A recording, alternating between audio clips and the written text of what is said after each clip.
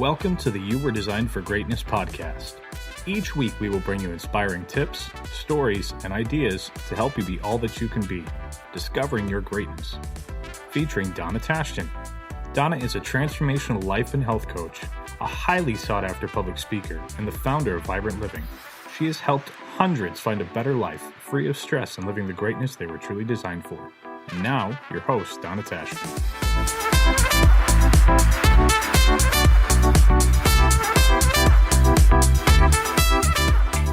I would like to welcome you to podcast number 29. Today, I am pleased that we have a special guest, Ann Callahan. And so get ready to be inspired and encouraged as we give a listen to my conversation with her. Today, I have a special guest, Ann Callahan. And I am excited for you to get to know her and have her share some of her wisdom, some of her stories, perhaps some of her struggles with us so that we can all grow and live to our fullest potential in everything that we do. Ann, say hello. Good morning, Donna. Thanks for having me. I appreciate it. I am excited to have you here today. Why don't you tell the guests listening a little bit about yourself? Well, I've lived here in Grand Rapids for the last 15 years. Previous to that, I lived in Chicago and on the East Coast. I'm originally from the Southeast Michigan area, Grosse Pointe. And I am a wife, and I have three children, three boys who are a senior in high school, a sophomore in high school, and a fifth grader who's going to keep me young and thriving as I age here. Three boys, that's wonderful. I guess you get comments about having three sons. Correct, I do. I get these looks of angst and, oh my God, how do you do it? Boys are this, that, and the other thing. And I say I'm blessed with three incredible boys. And I am the youngest of five girls. So I always joke that this time around, God had a plan for me to try to take my wisdom and what I learned growing up with all girls and try to do that with boys this time around. So awesome. And you've been married for a while? Yes, I've been married for 20 years, but we've been together for 32. And he is my best friend. Awesome. That is such a blessing that I don't know is fully appreciated enough, is the longevity of being able to have a friend for that long. It takes commitment. It takes listening and working through things. My husband said to me, he's only doing this once. So I'm only doing this once, so we're going to make it work. And having that approach, I'm sure you have some type of sayings like that as well. Correct. We are each other's sounding board, not only with regards to our careers, but also work with each other closely on how we're raising our children as well. Awesome. And so you grew up the youngest of five girls. Yes. Now that had to be a little bit interesting at times. Yes, interesting at times, but rewarding as well. We have a very, very close-knit family when it comes to the way my parents raised us. Mm-hmm. We have all succeeded in our given goals in life, and we've worked together to make sure that we are all reaching our goals. We're each other's best cheerleaders. So that is just wonderful. It is often rare to have that kind of closeness. And I know I can hear it in your voice. You understand what a blessing that really is.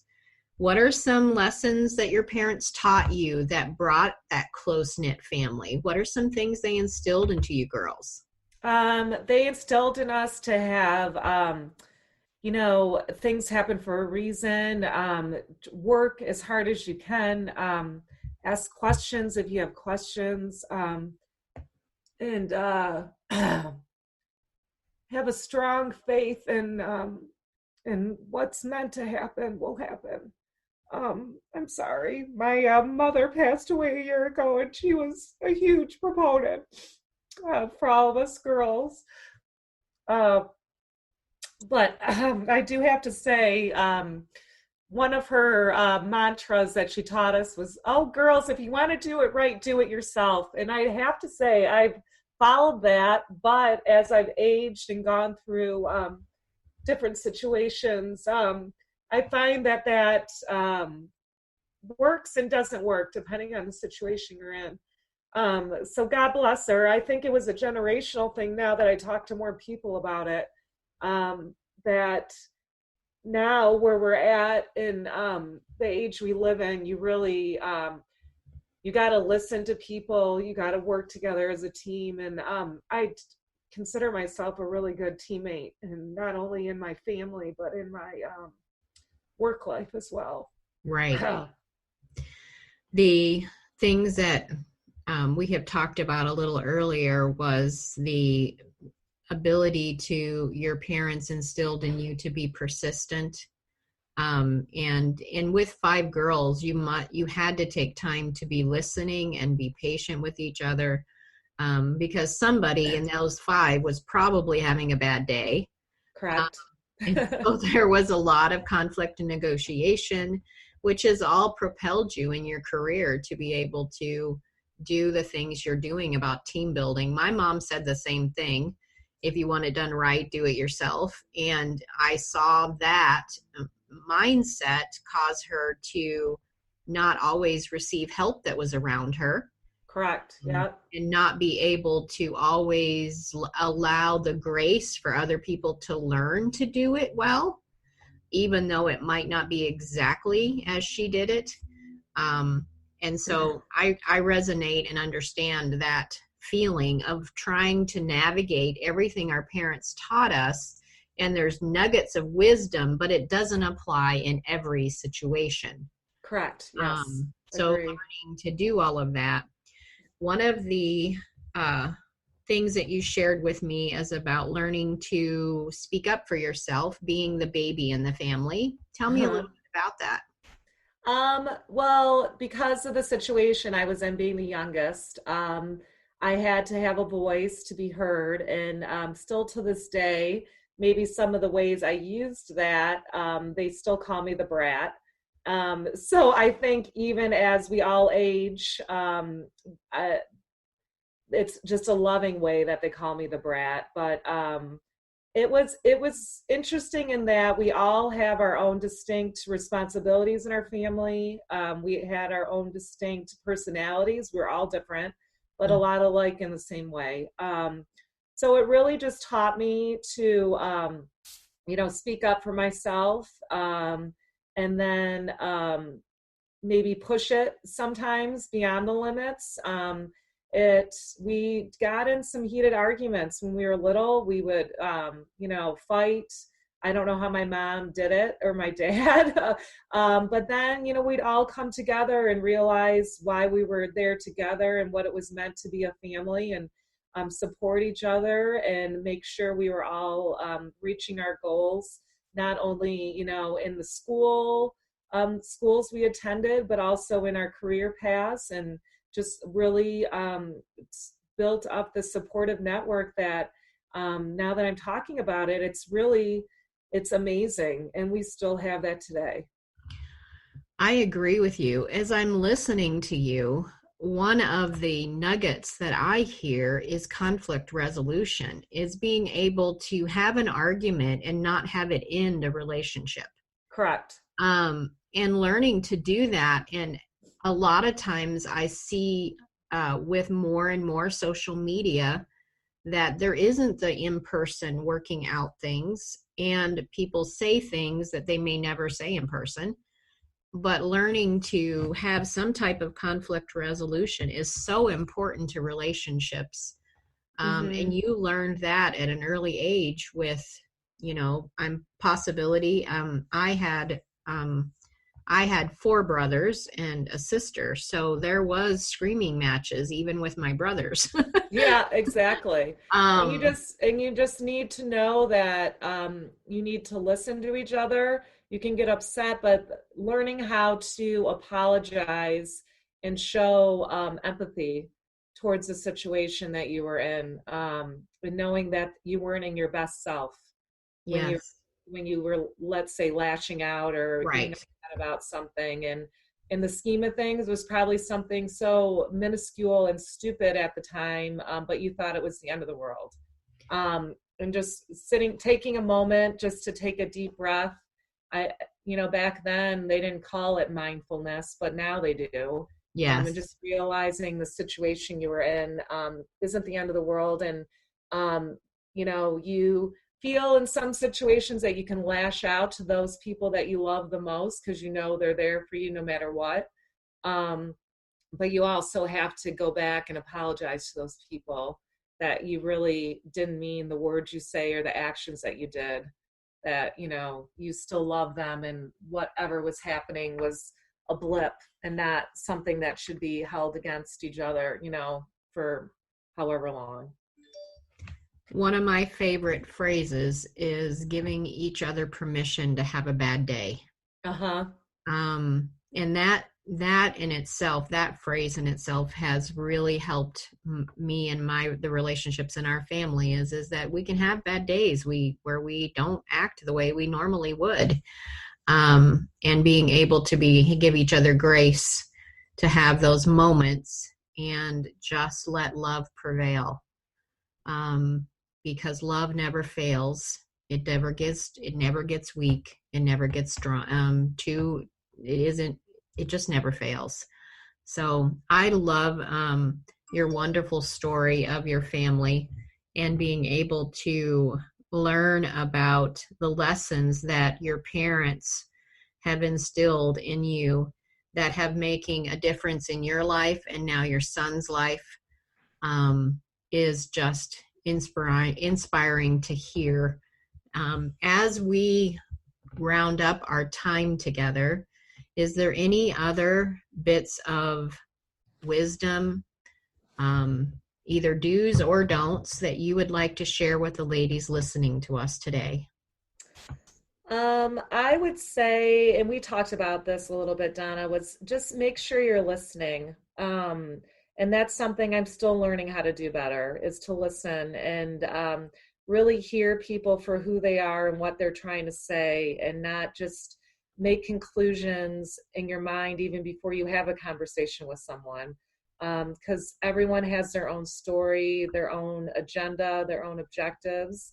And until you get a chance to learn who they are, what their passions are, what they're trying to maybe in that situation get to, what's their end game, you can't learn that and what they want or need until you listen to them. Every one of us has our own agenda, per se, not only in our family life, but in our professional and personal lives.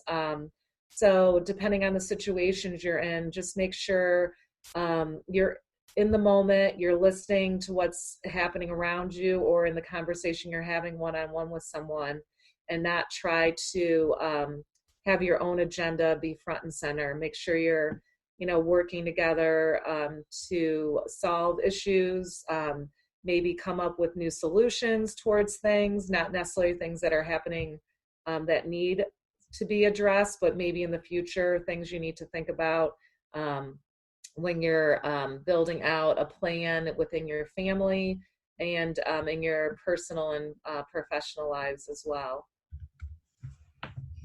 Awesome. I've heard it said, but seek first to understand before you seek to be understood. Mm-hmm. And so it's all the important of listening. And I love that. Tell me about your, what you do for work and how could people reach out to you if they needed your services? Well, my role at Acrisure Benefits Group, I'm on the discovery team, and we design and manage employee benefit solutions. Not only do we work with employer groups here in West Michigan on their annual medical and ancillary line renewals, but we also are working with our clients and prospects on building out engagement and retention and recruitment strategies so that they can work with their current employees and bring new employees on to a culture that they're happy about and want to share with others. And we call it make you best in class in the given industry that you are working in.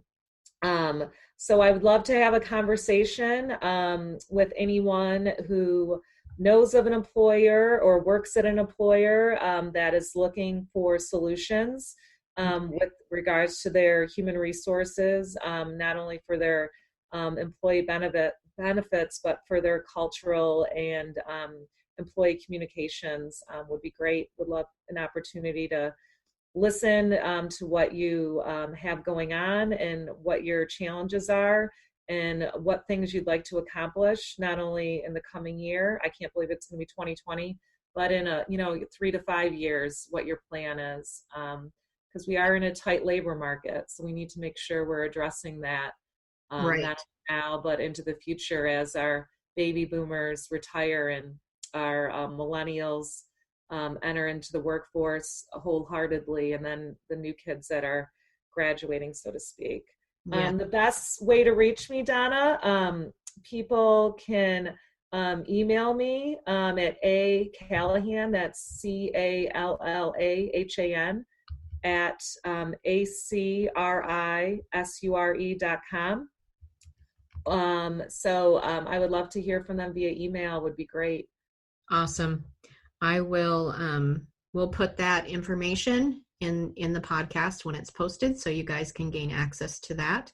Okay. And there is a company that you know of that may need their services, please reach out to Ann and give her the opportunity to share her benefits with you.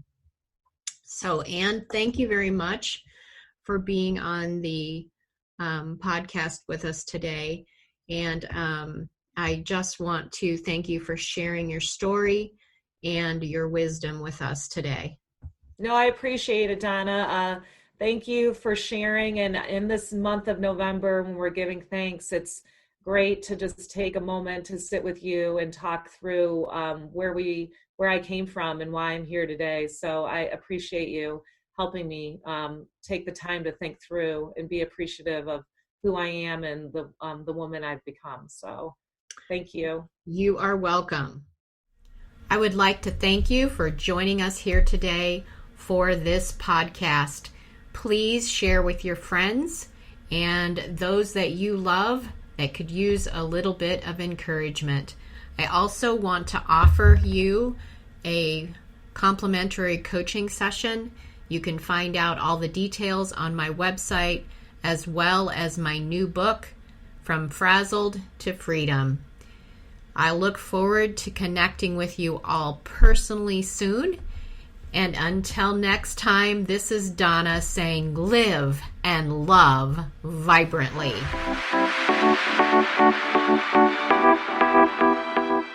Thank you for joining us on this powerful episode of the You Were Designed for Greatness podcast. Please share this with others who might enjoy it. For more info on Donna Tashkin or to contact her, visit iVibrantLiving.com.